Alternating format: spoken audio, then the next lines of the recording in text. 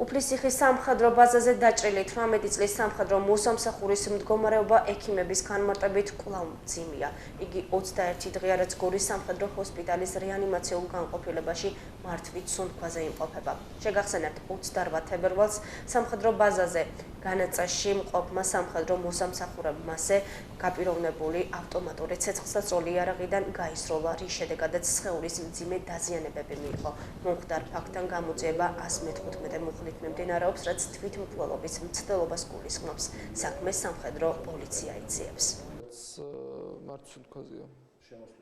ამ წლის 28 თებერვალს სამხედრო ჰოსპიტალში შემოყვანილი იქნა 18 წლის რიგითი მოსამსახურე, რომელმაც მიიღო ცეცხლსასროლი ჭრილობა თავის არეში, პაციენტს შემოსვლისთანავე ჩაუტარდა შესაბამისი დახმარება, ოპერაციული მკურნალობა და ამჟამადაც აგრძელებს მკურნალობას რეანიმაციის განყოფილებაში, იმყოფება მართვით სუნთქვაზე, ნევროლოგიურად არის კომური მდგომარეობა, მდგომარეობა არის კრიტიკული, მოსაზღვრე ტერმინალურთან.